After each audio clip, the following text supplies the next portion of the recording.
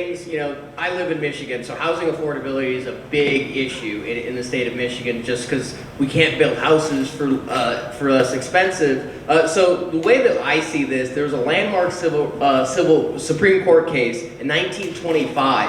Actually, it was the village of Euclid at the time versus a property developer, and they were sent big lawyers by banks out of New York City. And it established constitutionally that that cities and local municipalities could establish zoning regulations in their area.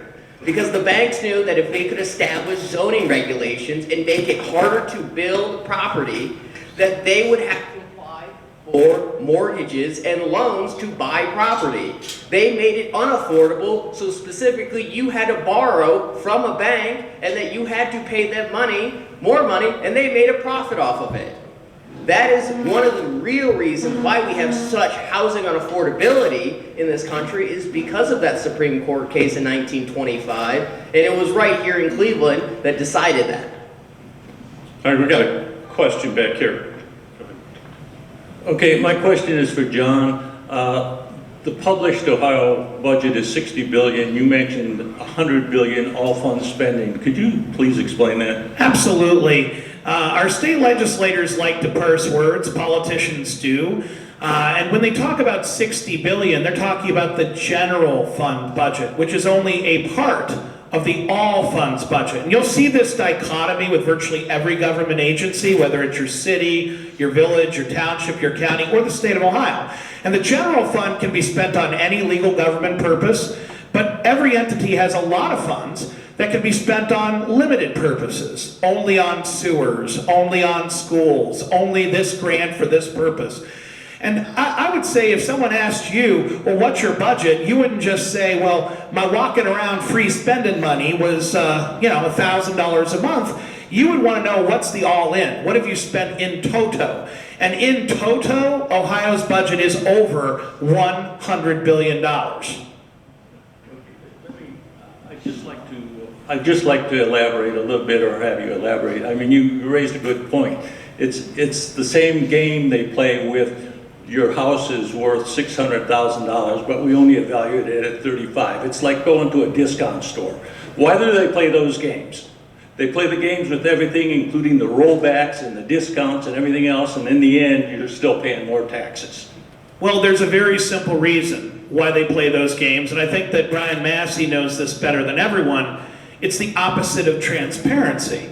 Why do we talk in terms of mills, which are, a thousandth of a dollar, instead of dollars? We all know what a dollar is. Why are we talking about mills? Why are we creating new terms? Why do we have a difference between the value and the assessed value? Why do we have loopholes and exceptions and 20 mil floors and exceptions to the 20 mil floor? The answer to all these questions are one and the same. If we had a simple, clear taxing system where everyone understood how much they were paying, we would have revolted a long time ago. The reality is the system is intentionally opaque and overly complex so that you don't know how much you're paying for local services. If you found out that you were paying $1,000 a month for cable, you would cancel. Well, guess what? You're paying a lot more than $1,000 a month for government services, and we're about ready to cancel them. Very good. Hey, look, Brian, do you want to ad lib on that a little bit? Because that's right up your alley, I think. Yeah. Okay. Commissioner Plechnik, mentioned about the schools, and Alder Galloway and I've had some discussion on this. And the question we always get is, how are we going to replace the money for schools? And we basically say we're not. Do we need 611 school districts in the state of Ohio? No. Why do we have 611 school districts? Lake County's got 9 school districts. Why don't we have 1 school district per county? And maybe in the larger counties we have, 2 or 3 because of the number of students. What I've discovered through a lot of analysis in Lake County is that the public sector has outgrown the private sector's ability to pay for the services. So we need to streamline the schools. For approximately two-thirds of your property tax bills are going for the schools. And to me, to continue a school system that's producing very poor scores, one third of the kids at the third grade reading level are only proficient, and 2/3, I understand from Laverne Gore, when we had her on Ohio Political News, she said that the Cleveland Public Schools, 2/3 of the kids in the Cleveland Public Schools are functionally illiterate. Why would we continue to fund a public school system that is not working? It doesn't make sense. Now, a lot of people say, well, you know, the schools are the heart of the community. And Leonard and I have talked about this. We're not opposed to anybody just stroking a check for their local schools. They can do that. Who is responsible for the education of a child? Not the government, is it? What is the role of government? Should the government be in the role of valuation of properties? How did that happen? Right, we're in Lake County, we're spending $1.8 million for the valuation of a property. Then we try to get some details on it, and Auditor Galloway will probably challenge me on this, but we try to get some details from the third-party appraiser, and we're told, no, we can't do that because it's all proprietary information. And I'm saying, well, wait a minute. We've got a third party that's using public funds that is controlling our destiny, but is not accountable to us. And as I say, there was a Tea Party in Boston a few years back on that very issue. It's just not acceptable. So we are not, to answer the question, how are we going to replace the funds, we're saying no. We need a Doge in Ohio.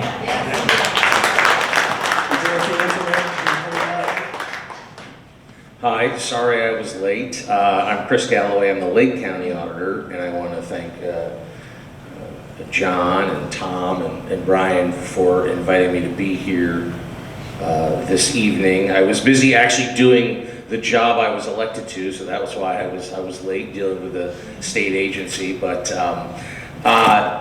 if you've heard a lot about recently the consolidation of government and schools, that's because I'm the guy who proposed it. The governor put me on his property tax work group to try to figure out reforms that were possibly palatable to the legislature. For those that do know, the Auditors Association has been working on these issues for several years, and some of the legislation that recently passed by the House and the Senate were point blank everything that the auditors were proposing that they do 3 years ago. And in some ways, had they not done that, had they done it, we wouldn't probably be in as big a mess as that we're in right now. That said, when I was going through the governor's work group process, and Brian has heard me say it, John has heard me say it, you know, for us as Ohioans, if you look at the government, local government, and the delivery of services, 70% of any local government budget is personnel. It's labor. And so we as a state and we as citizens have got to figure out, one, what are the services we want or don't want? And then two, we have got to figure out a more efficient and cost-effective means of delivering those services. And what that means is going to be some hard decisions on things like consolidation of schools, which is why I proposed that the state of Ohio go from 611 to 94 school districts, because you would save billions of dollars. To John's point earlier about revenue replacement, the first step in this process long-term, in order to get tax reform, is reducing the cost of government. Brian has said this repeatedly as well. And schools, they are making up what? Depending on where you live, 60 to 70% of your property tax bill. And so if we are going to get control of this issue, short of Brian's wishes of getting rid of property taxes altogether, then we have got to figure out how to reduce the cost of government. It's that simple. And so consolidation of schools, to me, is a no-brainer for beginning, Lake County, smallest geographic county in the state of Ohio, 9 school districts. We also have 8 library districts. Do we need 8 library districts? No, right? You have counties in Northwest Ohio that have literally 29,000 residents, and they have 4 school districts. So, not 29,000 students, 29,000 people, and it's 4 school districts. How does that make sense? It doesn't in this day and age. Because the reality is, in 1914, when the state of Ohio had over 2,600 school districts, and we had the Model A Ford, and it was pre-World War I, and if you had to get business done, you spent the day traveling to your county seat, to get business done at the courthouse. But now we live in an era of automobiles, interstates, highways, the internet. We don't need to design a system or maintain a system that was designed in an antiquated period. And so that's the big question that we have to start looking at as Ohioans is, and everyone in this room I think would agree, if you started Ohio today, right, whether it's the way we have government structured or the way we tax, whether it's sales tax, property tax, income tax, would anybody build the system that we have now? No. Nobody would design the system the way it is now. And that's really what we have to do is figure out, okay, we have to figure out how we're going to redesign this, for a modern era. And does it make sense to have 611 school districts? No. Does it make sense to have so many library districts? No. Does it make sense to have, all these different health districts and all these other? No, it does not. We are taxing ourselves into oblivion, to Brian's point, to pay for layers and layers of government in this state that are unnecessary.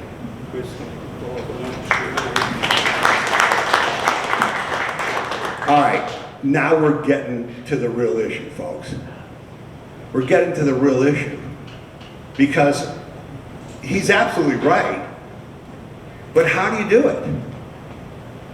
And I've been for this, Brian and Leonard and I have talked since they started, and I've supported that. I'm for, property taxes to me are unconstitutional. You own your property. You can't be taxed forever. It's a constitutional issue, first and foremost. Second of all, it's an economic issue, right? It's a freedom and liberty issue, but it's also economic. But what got me kind of off the sideline and up on the panel and trying to promote this and get it going is the answer to the question that Chris just delivered. How do you do this? And what shocked me into action was Doge. The president gets elected, Musk is there, there's $1 trillion we can save. There's waste and fraud and abuse everywhere. It's everywhere. Let's start looking for it. And what was the reaction by Congress, by the deep state? Total resistance. Total resistance. Let's burn his car dealerships down. How's that? You like that? And that's when I started going, whoa. There's something more important here than just we want to get our property tax under control and individually what it means to us. It's a societal issue. What Chris said, you cannot just let pass by that 70% of all government costs is personnel. We are about this close to moving into the age of AI. What are they talking about with AI? Right? They're talking about white-collar jobs going adios. You got 634 school districts, whatever it is, they all have a treasurer that does what? Accounting. You can have one AI do all the accounting for every school district in the state and it'll be better than it was ever done before. How do we transition to that? We're already bloated beyond belief, and then when AI starts happening in our lives and in our businesses, and it's a big part of society, we're going to be just behind in government. like the FAA, right? Folks, I mean, I'm not kidding. So Donald Trump, we start looking at the FAA, they're using Windows 95 computers to run the air traffic control system. Do you understand that? And guess what? For 40 years, well, 95, so that's 30 some years, okay? We've spent money to replace them. We need more computers, let's replace them. And you know where it all goes? To personnel. It all goes to staffing. They never fix the problem. So here's the bigger issue. And for all you folks who are watching the live stream, this isn't just for these people here. This is for all of you in the state. Here's what you got to understand. We need to break the system to fix it. There is no way, none, that these people are going to work with you to come up with an idea for, geez, how can we cut some police officers or maybe cut overtime or how can we consolidate? You think they're going to offer anything? They ain't offering a damn thing. There is only one way to reform this, and that's to pull the plug. The money is gone. Have a nice day, okay? And get your ass in a room and start acting like professionals and solve the problem and go back to basics. Because if you don't, we're done as a society. Brian said it. Our public sector has priced themselves out of our ability as the private sector to pay for it. That's insane. Our government should cost like 10%, not 50%. So that's what you're doing here tonight. You're not just here talking about, saving money on your property taxes and how we fund the schools. You're talking about something much bigger.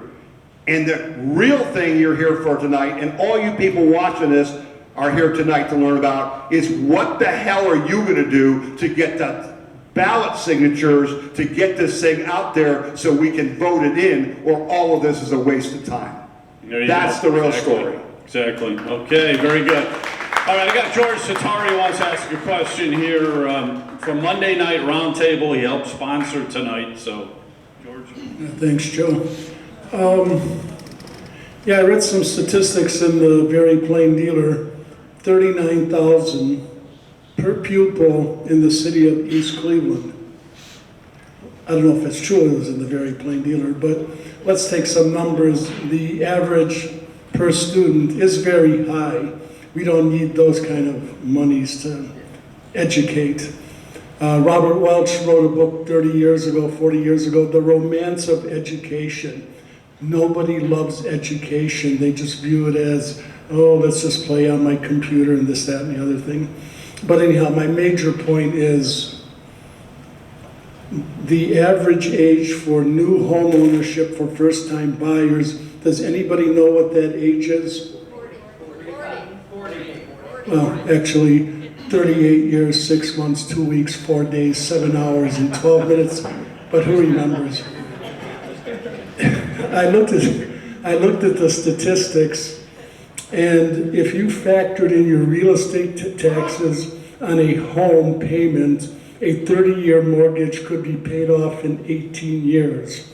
If you added an extra payment per year, you could pay that off in 10 years. Could you imagine what kind of freedom and liberty that would buy for a family of 2, 3, 4, 5 individuals? I mean, that's freedom. And sure, they would have some expenses on education, but education should cost as much as it does. Obviously, like Brian says, send a bill for police and fire, but getting a 10-year mortgage, and actually I just ran some numbers with one of my clients who's a financial planner. I'm going to actually have that run by an actuarial scientist who's one of the top actuarial scientists in the country. His hourly rate is almost $600 an hour. So I'm going to pay him to run that specifically so we could have a true professional run those numbers and say it's 10 years or 12 years. But wouldn't that be great if my daughter buys a house, she's pushing 35, and she could have her house paid off in 10, 15 years? What freedom, what liberty, what justice. And finally, my final point is, I know Commissioner Plechnik is running next year for office. We at Monday Night Roundtable have put a contribution together for his campaign of $500 because we need to put our money where our mouth is. We need to keep people like him in office. And I apologize to Auditor Galloway. I don't know him that well, but I know John, and he's been a stalwart and staunch defender of liberty for as long as I've known him. All right, I think we have another question. Do you have a question? My name is Greg Badger. This is very, very short, and you probably will not have any clue how this relates to what you're talking about tonight. But what I'd like to do is get a show of hands of the 6 people that are on the stage tonight. Who of you know what the capitulation tour is?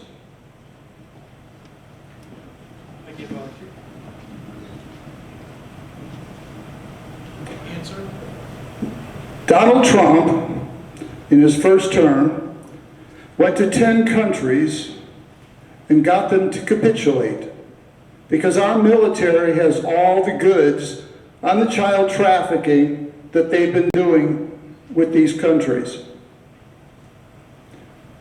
Sadly, Ohio has the worst child trafficking of all 50 states in the country. You think God's going to bless that? You think he's going to let us fix stuff when that stuff is going on? All right, this is a side note. A relative of mine lived in a mansion. He had a mansion, and the mansion was in Bracknell. This is not too far past. And in this mansion, every weekend, the top judges, I'm talking Cuyahoga County, the top mayors, you name it, would go to spend an entire weekend at this mansion in Bracknell. My brother was there every weekend for years, saw it all, went there and had card parties all night, Saturday night, all day Sunday, all day Saturday, Sunday. And limousines would come and go all night and all day with prostitutes for all these judges and elected officials in Ohio and Cuyahoga County. You have to see this to believe it. You have no idea the depth and extent of the corruption. It is so evil, it's beyond words. It makes your head blow up. All right. Could I comment on that, John? Go ahead, Leonard. Yeah, sure. Anybody around here got a question? I'm Yeah, I'm glad you mentioned this about this whole aspect of a godly nation. We are an ungodly nation, and there will be no blessings for that. There are consequences for sin. I sit behind a computer mostly, I'd say at least 10, 12 hours a day, talking to people about the property tax. And I hear these gut-wrenching stories about people that have spent their entire lives working on something and on the verge of losing their homes. And when I bring that up to people and I look at what we're doing as a nation, I'm saying to myself, we have totally lost sight of the moral bearings that it takes for a nation to be blessed. And there are consequences. But I will tell you this. When John mentioned the fact that we have to hit a reset button, you better hit one. And I'll tell you the reason why. You cannot continue on this path and expect things to just get better. When I look at this whole issue of education, we were fortunate enough to educate our children at home. Now, I'm not saying everybody can do that, but there are cost-effective alternatives out there. Everybody keeps giving this notion about, well, Leonard, you know, you got to worry about the social aspect of children and all this other kind of stuff. But let me tell you a little secret. My children know how to lie, cheat, and steal just like yours. They have to be taught the difference between right and wrong. It does not take 12 years to educate a child. When that child can walk and talk, they can start learning.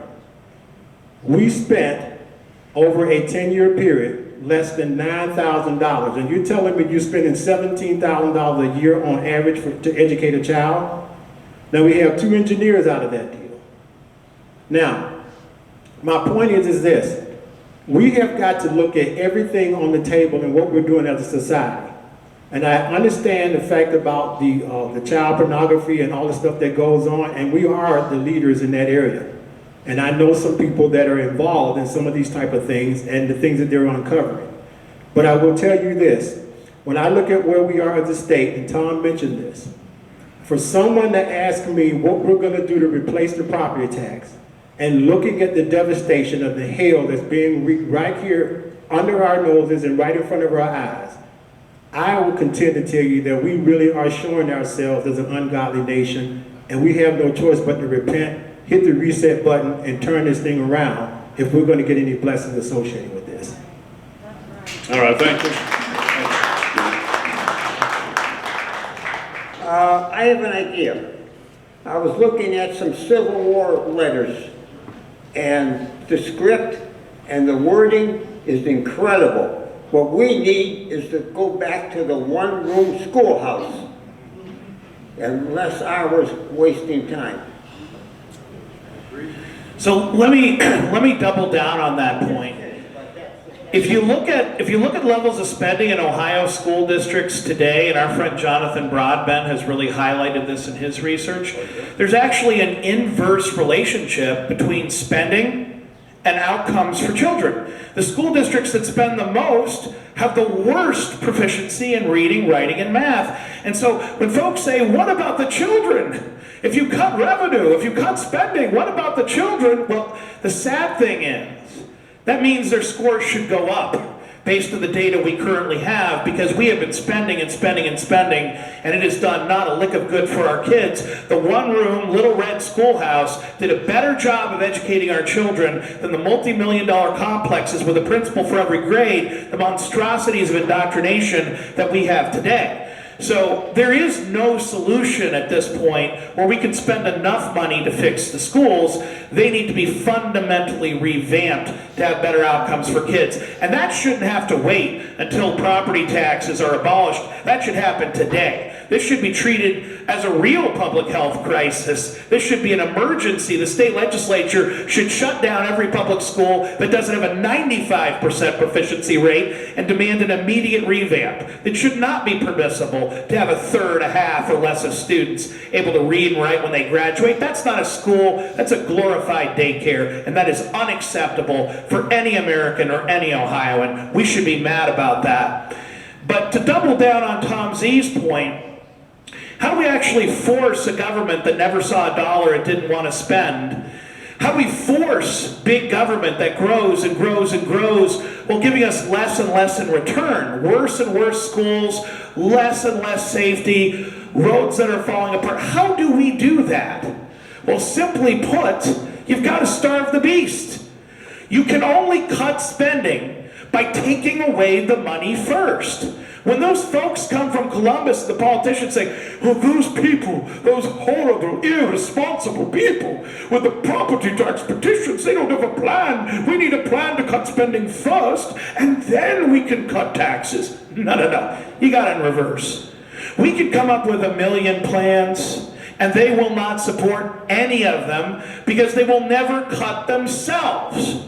The only way you cut government is if you cut spending, you cut revenue, you cut taxes first. Step one, take the money away. Step two, they have no choice but to cut spending. And the ultimate irony is that takes us back to the paradigm of the Little Red Schoolhouse, where there are teachers and students with no bureaucracy in the way. It forces us to innovate. It forces us to do better.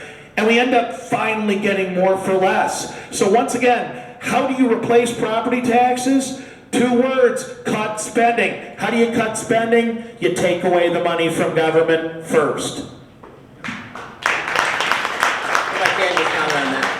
I'm in Columbus every single week, and just a couple weeks ago, the Ohio Education Association had a luncheon at the State House. It was their legislative luncheon right before they went on recess. And I asked somebody at the Education Association, how much money would it take to fix Ohio schools and make us the #1 in the nation? They can't give you an answer because educated advocates that advocate for our public school systems, there's never enough money. You could increase it by tenfold and that still isn't enough. An education advocate never has enough money and they will always ask for more. And they will never ever produce better results. They will only continue to produce worse results. If I was running a Fortune 500 company and my productivity was only 30%, I would be fired. I would be out of a job. I wouldn't have employment. But we continue to reward bad behavior and we continue to reward poor results. So if we keep doing that, then they're just going to keep performing worse because there are no consequences for it. We aren't firing teachers, we aren't replacing with better educators, we're not improving the system. We're just throwing more money at the problem and we're not getting better results. What we should be doing is trying to fix the structure, the foundation first. Once you fix the foundation, then you can build a house. You can't just add on an addition to the house if you're not fixing the foundation. It's not going to work. It's not going to be stable. Our education system in this state is broken. And I have proven, in Michigan this year, we have proven that we can cut spending first. We can cut that without figuring out what our plan is. We cut $5 billion in the budget. $5 billion. We did that with a Democratic senator and with a Democratic governor. We were able to cut spending and we were able to end corporate welfare. That's the real problem. Why are we giving $600 million to the Cleveland Browns? Why? Why are we giving billions of dollars to Intel and they haven't produced a single chip? Why are we giving all this money to big corporations? Government is picking winners and losers in private industry, and we're producing nothing. Why are we doing that? Corporate welfare should not be handed out. We have this big problem in Michigan where the Michigan Economic Development Corporation is paying billions of dollars to send our governor around the world. $18 million to send her to Japan, $18 million to send her to Australia, $18 million to send her to Dubai. Why is the governor of Michigan in Dubai? I thought she governed Michigan, not Dubai. Why are we continuing giving money to large corporations and continuing to increase our budget? Illinois has a larger population than us. They are Democrat trifecta, yet they spend less than us. How? How is that possible? That Illinois is spending less than the state of Ohio. They have a large metropolitan area in the north part of the state. They have more people than us, yet they're continually spending less than us. That's a problem. It's a huge problem.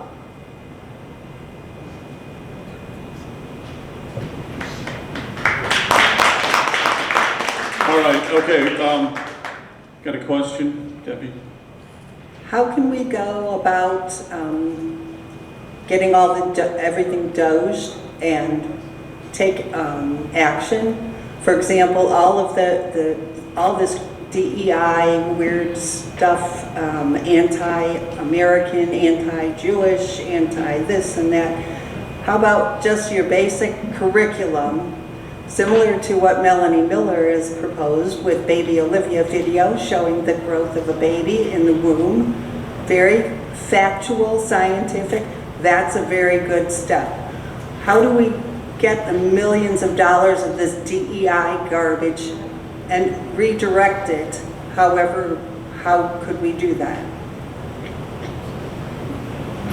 Well, it's all about engaging with people and getting people together. I run the Michigan DOGE Task Force. We have 11 legislators on our task force that are going through and eliminating waste, fraud, and abuse. We found $4 billion in Medicaid fraud.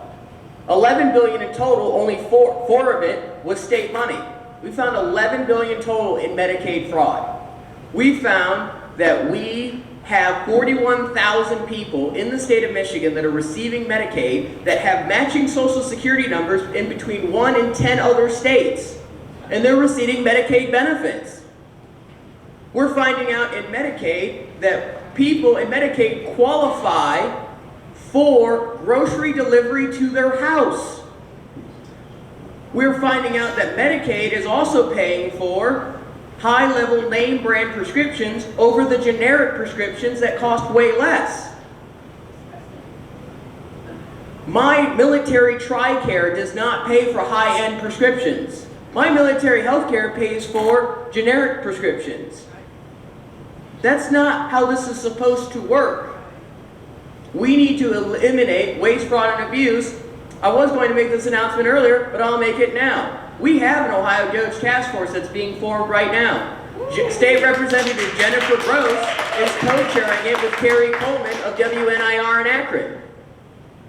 We have a DOJ task force that is in the formation similar to the one that we created in Michigan. Our first Michigan DOJ task force is this Wednesday. We have a meeting. We have a meeting that's going to eliminate more money in the state to save the taxpayers more money and to eliminate 18 government departments down to 13 government departments. And that's just getting started. We have 27 government departments in the state of Ohio, each with their own director. 4 of those departments all relate to youth services. We have a Department of Youth Services, a Department of Youth Mental Health, a Department of Youth Developmental Services. Why do we need 4 government departments related to youth?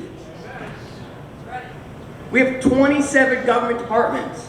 That's more than the president's cabinet.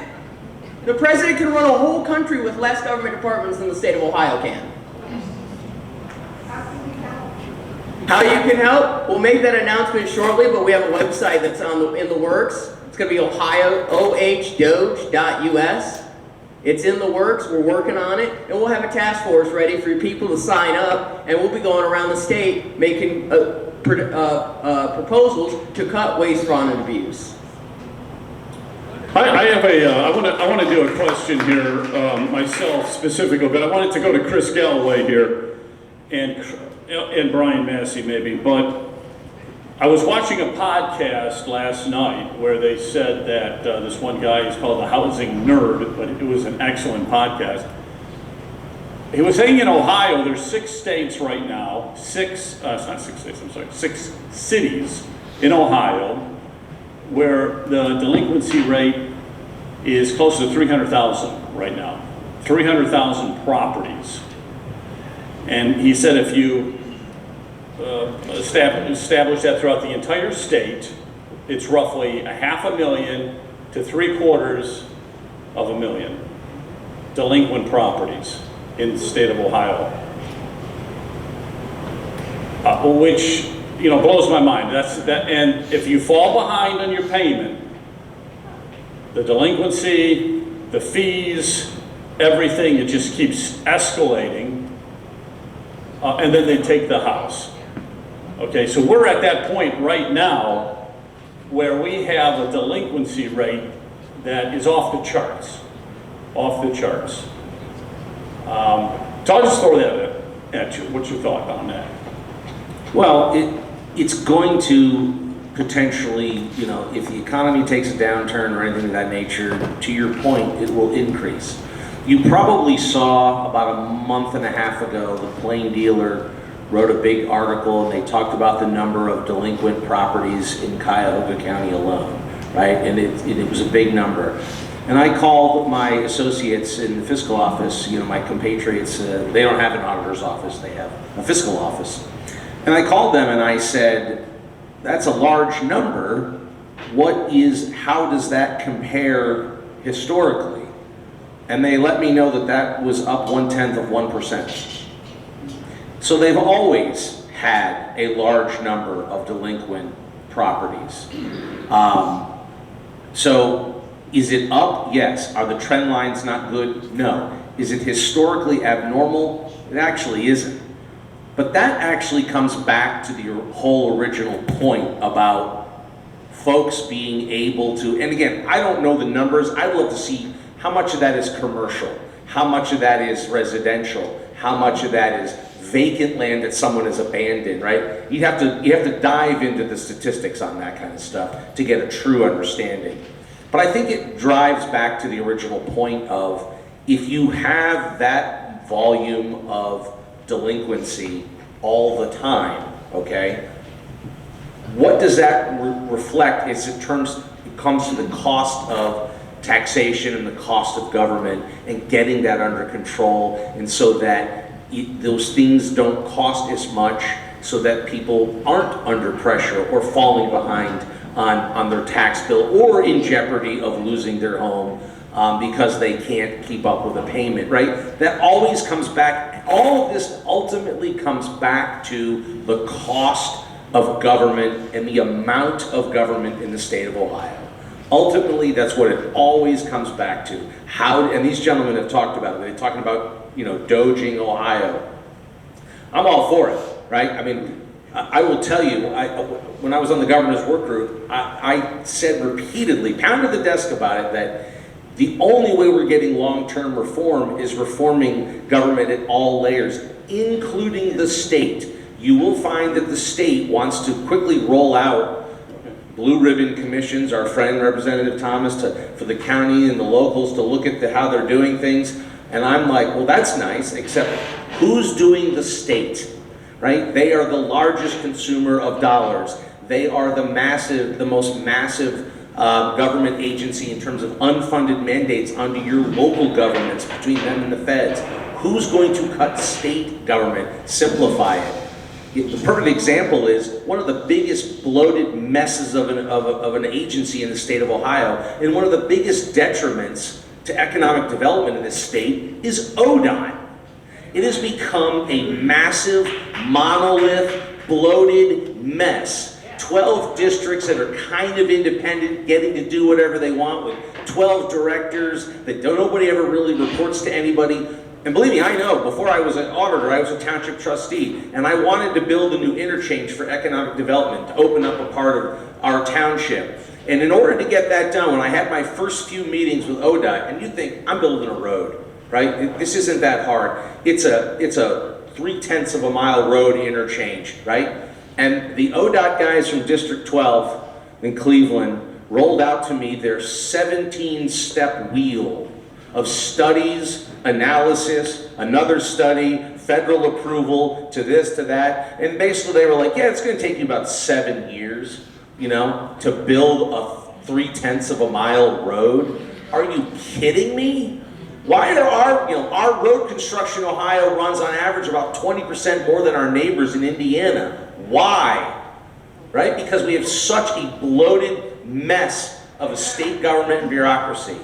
And things like that, when you think you should just be able to build a road, it's not that hard. Oh, no, my friend. It is a 17-step wheel of analysis and everything you have to go through in order to get that done. And that's the kind of stuff that comes back to the cost of government, the structure of government, and crushing individual taxpayers trying to pay for all of it. Thank you, Chris. I'd like to publicly thank Auditor Galloway and Commissioner Plechnik. They are unique public officials.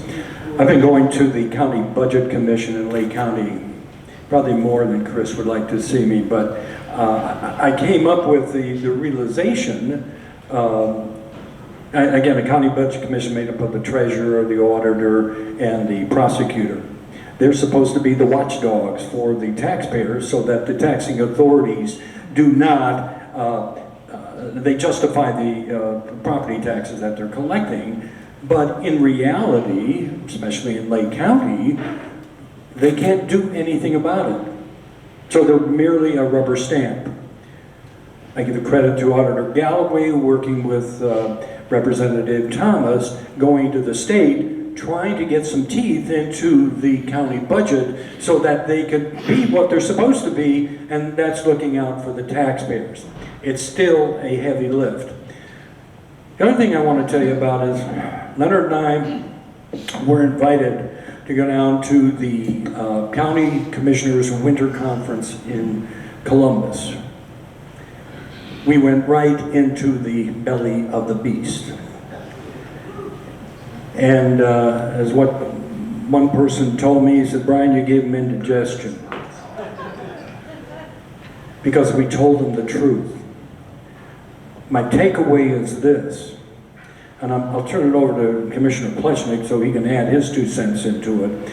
But Leonard and I were talking about it on the way home, and I said, I don't believe those county commissioners, I don't believe that they believe that private property is important. And if we're not owners of private property, what are we? We're merely slaves or serfs to the government. So if we do not have county commissioners throughout the state, or legislators throughout the state, be they senators or representatives, and Jennifer Gross and Tex Fisher are an anomaly. They signed the petition, but other than those two, I'm not aware of anybody else. They do not believe that the average citizen should own property.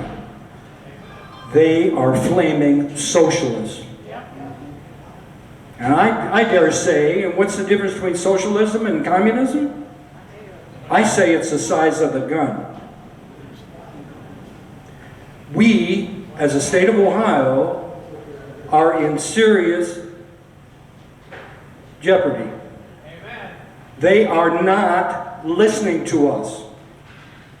And I'm going to call out Senator Serino. I recorded him at a Willoughby Hills function where he's speaking about 100 politicians of Lake County. What did he say? He said, do not sign that petition. If it gets on the ballot, don't vote for it. And tell 100 people that you know to not sign it or not support it. Is he representing? I mean, what do you think of a senator that would say, if the seniors can't afford their property taxes, they should sell their home and move into an apartment? Pretty cold, don't you think? Pretty darn cold. So, ladies and gentlemen, how do we fix this? How do we fix this if our legislators are not listening to us, will not meet with us? That's how this whole thing started, when Leonard and I tried to get a meeting with our local representatives, and they ignored us. They ignored us at the House Ways and Means Committee. They ignored us when we spoke before Representative Romer's committee to review and reform property taxes. Ladies and gentlemen, they don't care about us. Pure and simple. They've got their bases covered, and they're going to say, let them eat cake.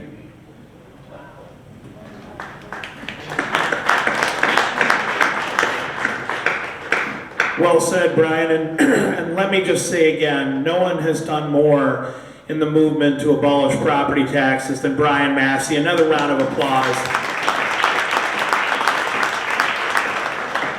So, Brian says our state legislators don't understand private property rights. He knows that I disagree on this point. I think that they do. But what's good for me is not good for thee. They've got their bases covered. They're not in danger of being taxed out of their homes. They're making good money from the government, paid by your taxes, and they have no interest in cutting them. So I think they have a perfectly good appreciation of the value of private property rights. And I dare say if you told them, you're all going to have to sell your houses and move into an apartment, they would revolt. So no, they get it. They're just making sure they get theirs first. That's number one. Number two, how this started, Brian wasn't the only one who suggested legislative solutions. Going back to 2023, I wrote an op-ed in the Columbus Dispatch. And I said, if I were a state senator, I would propose a 100% property tax exemption for our seniors. Why? Because as bad as it is for all of us, seniors on a fixed income, disabled veterans, those are the ones suffering the most. And it would be very modest, very affordable from the perspective of the state budget to exempt all seniors. And we know this. This isn't my numbers, folks. These numbers come directly from the state Senate. Because Senator Al Catrona from Mahoning County proposed, I think copying off my notes a bit, proposed not 100%, but a 50% property tax exemption for seniors. And it was costed out at $1.5 billion with no limits, not on value, not on income. So once again, you don't need to be a math professor to multiply by 2 and say that 100% property tax exemption for seniors, for everyone over the age of 65 in Ohio with no income limits, no value limits, would be $3 billion. Coming back where we started, with an all-funds budget for Ohio of $100 billion plus, that means it would cost our state legislators, wait for it, less than 3% of the state budget to exempt every senior in Ohio from property taxes.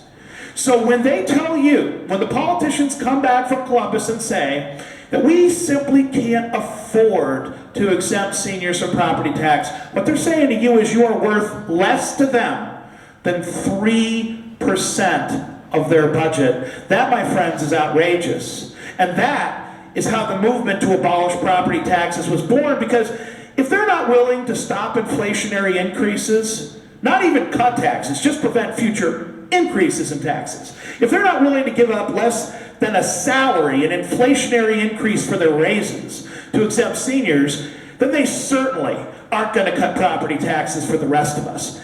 So we approach this from the perspective of people who have gone to Columbus, who have shared the numbers, who've had honest and frank discussions with our legislators, and the response we got is you aren't worth 3% of our budget to us. Well, our response is, then we're going to take all the money away. We're going to force you to reform government, reform taxes, reform schools in one fell swoop. You had years, you had decades since the Duralf case, when you were told that this was an unconstitutional way, using property taxes was an unconstitutional way to fund public schools. It's over. The jig is up. It's time for some myth busting, folks. When you hear your state senator or state rep say, we don't collect a dime in property taxes, that is a lie. You've heard it here. Let me repeat. Depending on where you live, 60 to 70% of your property taxes go to public schools, state schools, as in the state legislature. Article 6, Section 2 of the Ohio Constitution says the sole responsibility for paying for public schools is the state legislature. So every dime that goes to public schools is going to the state. They are the single biggest collector of property taxes in Ohio. So the moment your state rep starts to open his or her mouth and say, we don't collect it, say, no, you already know, Article 6, Section 2, and by the way, look at their face. They already know. They just didn't know you knew. So you need to make sure you tell your friends 60 to 70% goes to the state. And by the way, I am sick and tired of the state setting up blue ribbon committees for localities. I think Lake County should set up a blue ribbon committee to audit the state of Ohio, because God knows they won't do it for themselves. It's time to look at the state budget where most of the money is and being wasted. I mean, did you hear about, just on this topic, did you hear about how the state proposed we need to mandate public portion for every government entity in Ohio for free speech, ... except for the General Assembly of Ohio? Now look, I believe in public portion. I believe in people's right to speak on agenda items and every item of legislation before it's passed. I believe in that bill. But how dare you say it's so important we need to pass a law and exempt yourself? This has got to stop. Columbus has become a miniature Washington, D.C. It's a swamp. It's time to drain it. Mic drop. All right, very good, very good. We're going to change the rules here for a minute, because we only got about 15 minutes. So there's a lot of people that want to ask questions. So answers have to be like a minute long. That's it. And we'll try to. I want to get as many people in here as I can. So go ahead. You got a quick comment? Quick comment. Years ago, I was in bankruptcy court, and I saw an old couple thrown out of their house. Let me tell you something. We're gonna win, and that's it. There's no other choice. Gotta win. Gotta win. Gotta win. Go ahead. Everybody out there getting signatures should have a bunch of hands that they can recruit other people, and it will increase exponentially because others will get others to you have to recruit even as you're getting a signature, recruit the person that's signing to go out and get other signatures. We gotta get the signatures, go ahead. Okay, I'm sure that the law always has two answers to every question, generally opposing each other, but what is the real constitutionality of a tax on property and also taxes on unrealized gains? So, as a tax professor, I'll jump in here. There's a difference in that answer. You said there's two answers in the law. Well, it depends on whether you're talking about the U.S. Constitution, and I would argue that the founders who drafted the U.S. Constitution might have been the single wisest public servants in the history of humankind. And then we got the Ohio Constitution. Not as good. Under the U.S. Constitution, direct taxes, which the U.S. Supreme Court has held to generally include direct taxes on property, which most scholars believe include wealth taxes, property taxes, personal and real property taxes. Those are unconstitutional unless apportioned by population, which essentially makes them unconstitutional. Short version of the story.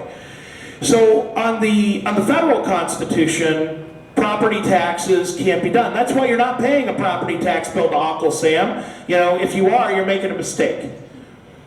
The Ohio Constitution has no such prohibition. And so unfortunately, our government is taking full advantage of the fact that there is not a constitutional prohibition on property taxes, ... yet. That's why we're circulating this petition and signing in the hundreds of thousands across Ohio, because once this petition is on the ballot and once a majority of Ohioans vote for it in 2026, guess what? Just like the U.S. Constitution, the Ohio Constitution will prohibit property taxes once and for all. No more tax on unrealized gains, no more wealth tax in Ohio, done.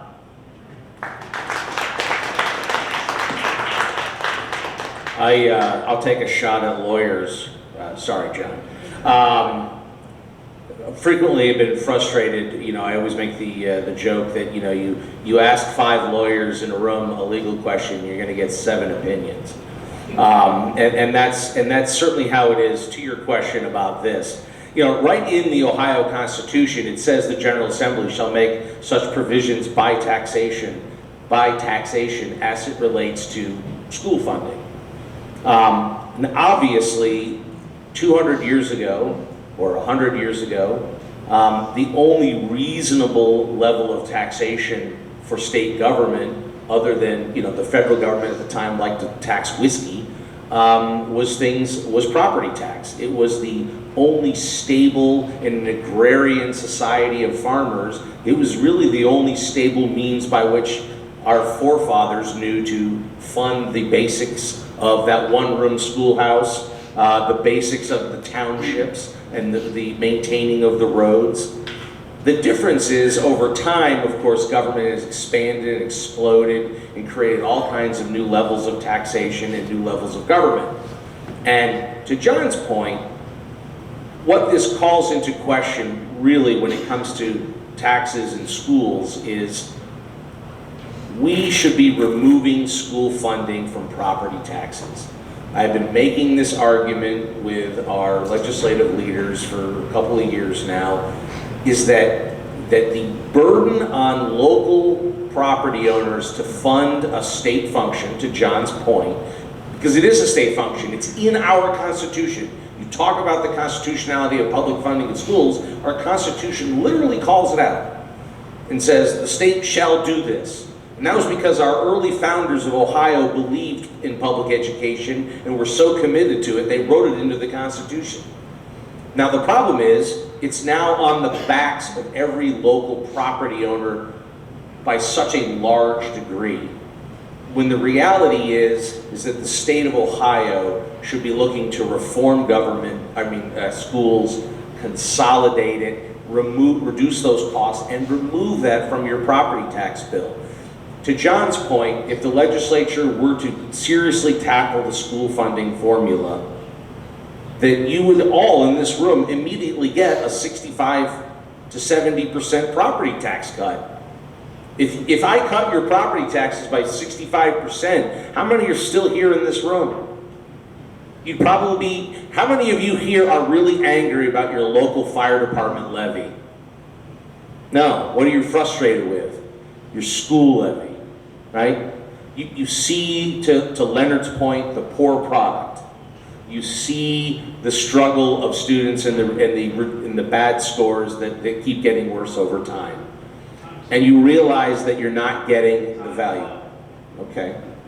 So that's really what this comes down to.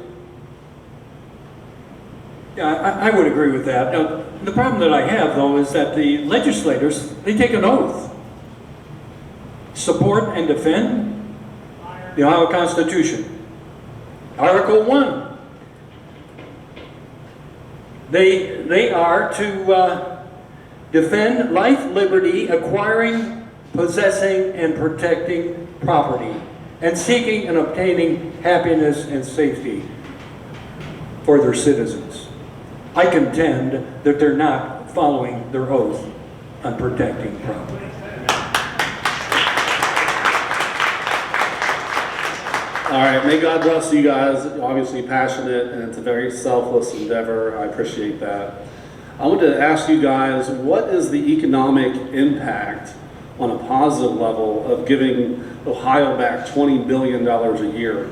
Because I know my wife, she's going to come up with some home improvement projects, and every time that money changes hands, that 7% of sales tax goes back to the general fund. And so again, if I hire a contractor, they're gonna hire more people. Their 7% goes to them, and then when they buy materials for that, that's 7% again. What kind of cycle does that add up to with an economic stimulus? I'm so glad you asked that question, Stu, because we've only been talking about the cost of cutting property taxes, the challenge of replacing the revenue and making government do more with less. And there are few greater challenges than forcing government to do its goddamn job. But we haven't said enough about the huge infusion of capital this would mean for the Ohio economy. I mean, a classic multiplier effect. You'd have to assume that that $20 billion would circle through the Ohio economy at least 5 times. You know, 5 times 20 billion times 7%. I mean, that's 7 billion more in sales taxes, rough math. That's not even counting the, additional, 4 or 5% in income tax that would be collected between the state and the localities. And then you're looking at the investment in the local economy, the jobs created, and the long-term impact. And if we actually reverse the trend of people leaving Ohio, instead having businesses and new families and new residents coming to Ohio, the odds are better than not. And we've seen this in history happen time and time again. The odds are better than not. You cut property taxes by 20 billion. The state of Ohio probably has more than 20 billion in taxes at the local and state level coming back because of that infusion of economic development. I mean, this state is on life support, folks. We are losing people. If we were a patient, we'd be dying. We're a 90-year-old patient with a bad heart and cancer, barely breathing on the respirator, and the solution is, well, let's give him asthma too. Let's up the taxes more. Ohio cannot afford another dime in tax, but this is a great state. We've been blessed with incredible natural resources. We've got Lake Erie to the north. We've got the best farmland in the world. We've got good people, good workers, great universities, huge manufacturing companies. The one thing we don't have is a government that will get out of our way and let us do the job. So, Stu, you are 100% right. I think that we would more than pay for itself. And you know what? Only a cowardly liberal would say, I don't want to see what happens by cutting taxes. I could add to that. It will level the playing field between small and medium businesses to large corporations. Because if you look at what we're doing in terms of economic development with large corporations, we're already giving them property tax abatements to move here. Intel's getting it, large hospitals are getting it. They're not paying property taxes for 40, 50 years because they decided to come to Ohio. So we're leveling the playing field and making it say, okay, there are no property taxes for anybody. We're saying that everyone's going to compete at the same level, and we're not picking winners and losers. So we're absolutely doing better for small and medium businesses to actually compete with the large corporations. We've all been seeing this whole debacle with Netflix buying Warner Brothers, creating a monopoly in terms of entertainment. States are creating monopolies in terms of giving them all these benefits that small and medium corporations who have already been here in the state of Ohio, nothing. They've been giving them everything, all the large corporations everything, and the small and medium businesses absolutely nothing. Has anyone who runs a business in the room ever received anything in terms of special privileges from the state? Anybody? No, because they don't care. Because they want to give it to large corporations because, I don't know, it funds their campaign? Maybe. Look at First Energy, their CEO's in jail for doing that. I'm just saying, we are creating a level playing field by doing this. I got a question real quick, and then I'll hand it to you. But a real fast answer from anybody. The Home Builders Association, are they for abolishing property taxes? Not at all? We've had... yeah, I did meet with a couple of builders in Lake County, and they would not support it because they are enamored by their TIFs.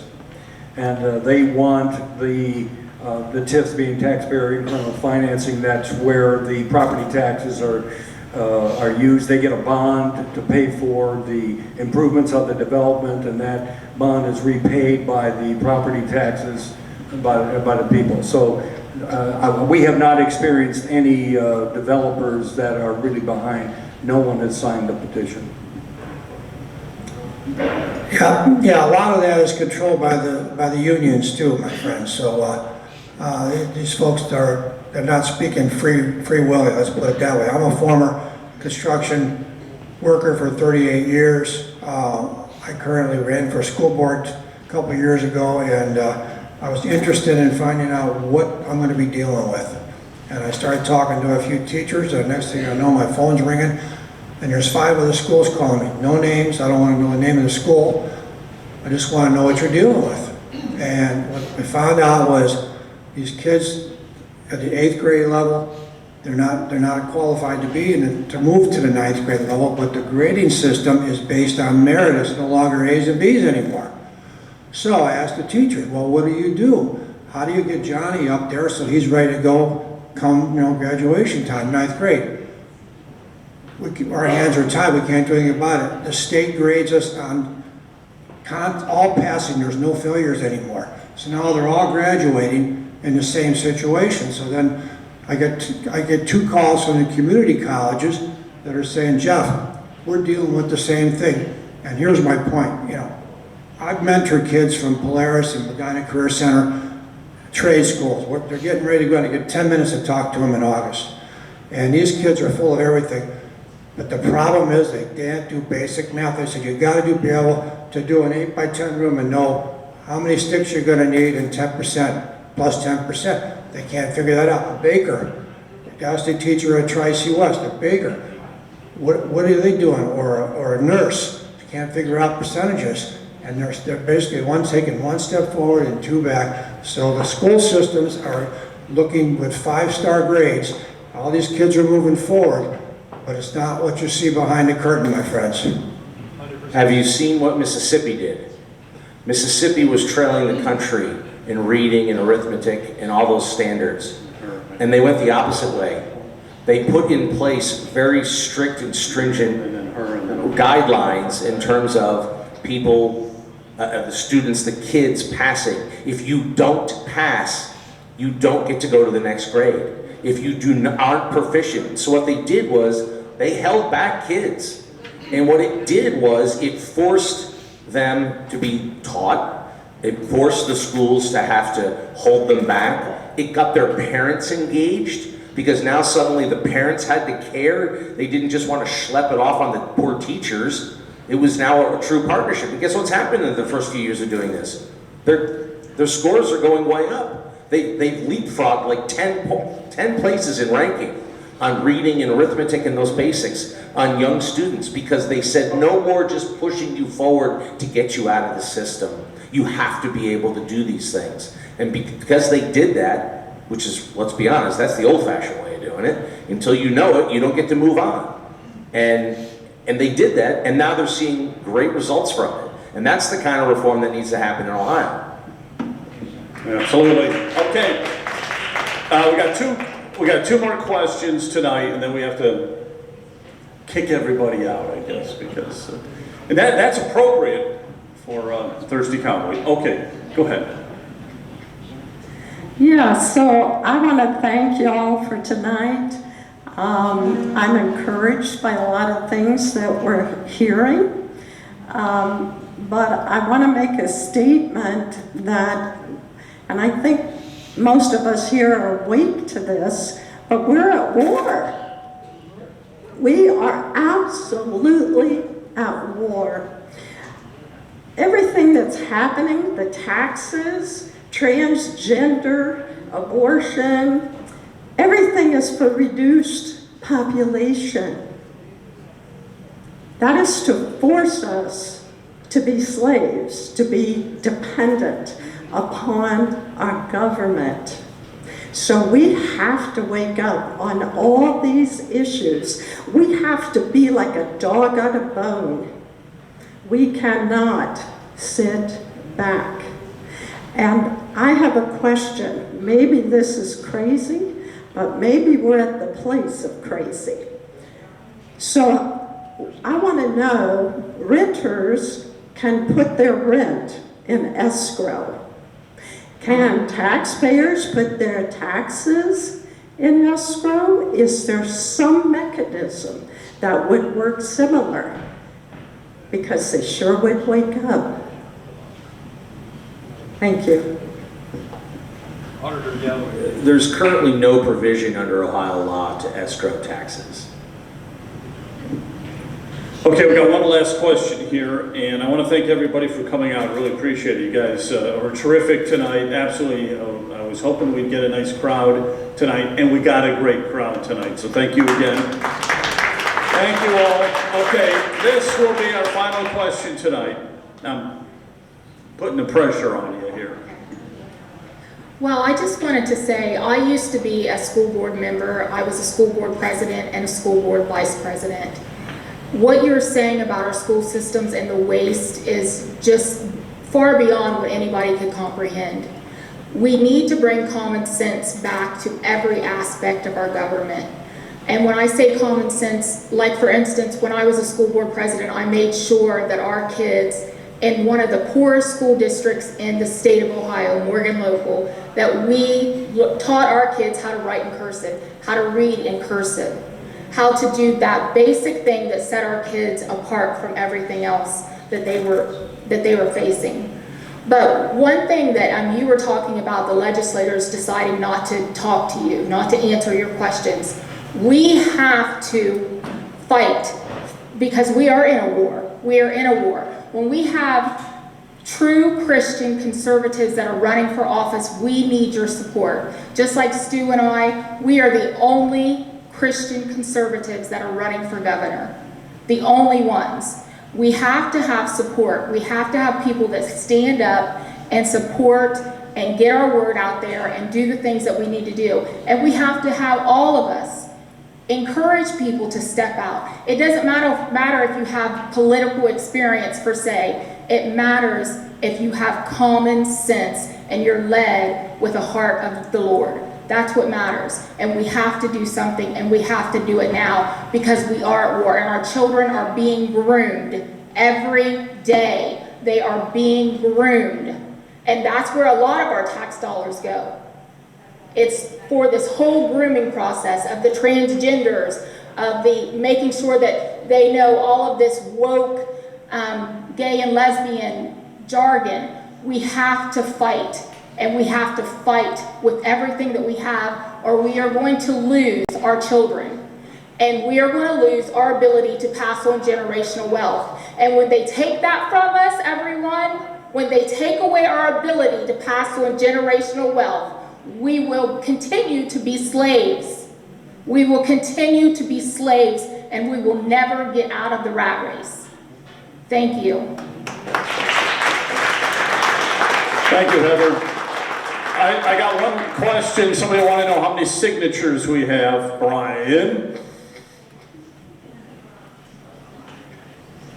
When we need 413,488 signatures, our goal is to collect 620,000. When I get this question, I get it all the time. In fact, I got it down at the winter conference of the county commissioners, and I said, Jerry Serino declared war on we the people, and when you're at war, you never give the enemy any intel.